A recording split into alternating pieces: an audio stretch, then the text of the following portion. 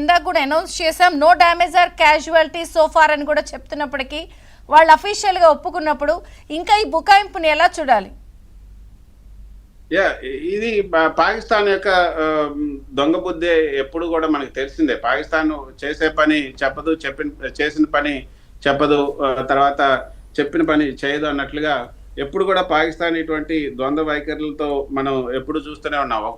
ఒకవైపు నిన్న బిలావల్ భుట్టో, బెనజీర్ భుట్టో కుమారుడు బిలావల్ భుట్టో చెప్తున్నాడు, అందరూ మీరు మాకు సాయం చేయండి, మనం ఇద్దరం కలిసి పోరాడదాం, ఉగ్రవాదాన్ని అణచివేయటంలో ఇద్దరం కలిసి ఉగ్రవాదాన్ని అణచివేద్దాం, మీరు ఓపెన్ హ్యాండ్స్ తో మా దగ్గరకు రండి, కల్పితాలతో కాదు వాస్తవాలతో మీరు మా ముందుకు రావాలి, తర్వాత ఇద్దరం కలిసి ఉగ్రవాదాన్ని హతమారుద్దాం అంటే బెనజీర్ భుట్టో కూడా ఉగ్రవాదానికి హతమయ్యారు, మనం చూసాం.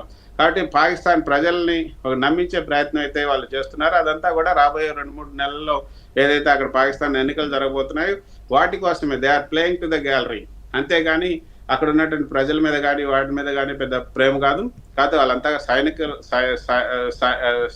ఏదైతే రక్షణ శాఖ అక్కడ ఉన్నటువంటి సైనికుల చేతుల్లోనే వాళ్ళు బందీలుగా ఉన్నారు, ఆ సైనికులు ఆ ఉగ్రవాదుల చేతుల్లో బందీలుగా ఉన్నారు.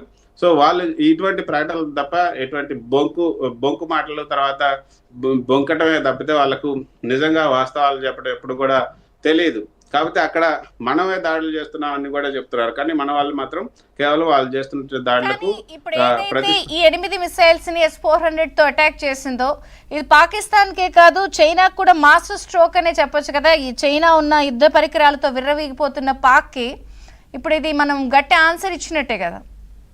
ఖచ్చితంగా విజయ చంద్రిక, ఏదైతే ఈరోజు లాహోర్ లో ఈ యొక్క డ్రోన్ వ్యవస్థ, అదేవిధంగా ఈ యొక్క మిసైల్ కి సంబంధించినటువంటి ఆ వ్యవస్థను కూడా కూల్చేసాం, అదంతా కూడా చైనా టెక్నాలజీతోనే వాళ్ళు ఏర్పాటు చేశారు.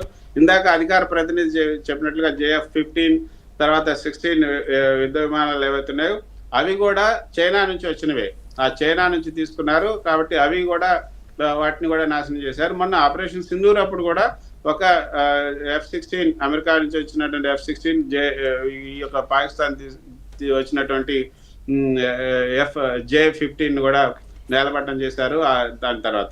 సో ఇప్పుడు కూడా మళ్ళీ జరిగినాయని చెప్తున్నారు. సో ఒక విధంగా చూస్తే చైనాకు సంబంధించినటువంటి ఆ యొక్క చైనా ఇచ్చినటువంటి ఆయుధాలతో, చైనా కొనుగోలు చేస్తామని చెప్తున్నటువంటి ఆ ఆయుధాలతో కనుక పాకిస్తాన్ యుద్ధం మొదలు పెడితే అది కుక్కతోక పట్టుకొని గోదావరి ఈదినట్టే ఉంటుంది.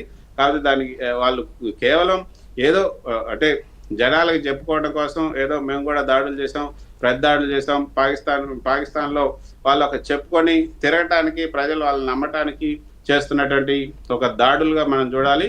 ఇది ఒక రెస్పాన్సిబుల్ గా ఉన్నటువంటి ఒక దేశం యొక్క దాడులుగా మనం చూడటానికి లేదు. నిజంగానే మనం వాళ్ళ భూభాగంలోకి వెళ్ళి లేకపోతే వాళ్ళకు సంబంధించినటువంటి ప్రజల్ని, లేకపోతే వాళ్ళ యొక్క ఆస్తుల్ని, లేకపోతే వాళ్ళ ఎస్టాబ్లిష్మెంట్స్ ఏవైతే ఉన్నాయో వాళ్ళ సైన్యానికి సంబంధించినటువంటి ఎస్టాబ్లిష్మెంట్స్, లేకపోతే అక్కడ ప్రైవేట్ సంస్థలకు సంబంధించిన ఎస్టాబ్లిష్మెంట్స్, ఇంకొక ఇవో ఏదైనా నష్టం జరిగిస్తే అది ప్రపంచం ముందు ఉంచొచ్చు, వాళ్ళు ప్రపంచం ముందు ఉంచి ఇదిగో భారత్ ముందుగా మా మీద దాడి చేసింది, ఉగ్రవాదం. కానీ నిన్నంతా కృష్ణ ఈ శకలాలను సేకరిస్తున్నాం, ఈ మిసైల్ మా దగ్గర ఈ ముక్కలు దొరికాయి, ఈ తుత్తీనెలు దొరికాయి అని చెప్పి నిన్నటి వరకు బుకాయించినప్పటికీ ఇప్పుడు అఫీషియల్ గా కన్ఫర్మ్ చేశారు కదా లాస్ జరిగింది మాకు అని.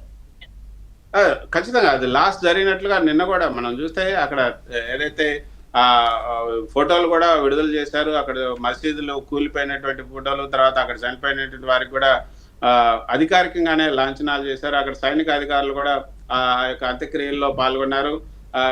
అంటే వాళ్ళు నష్టం జరిగి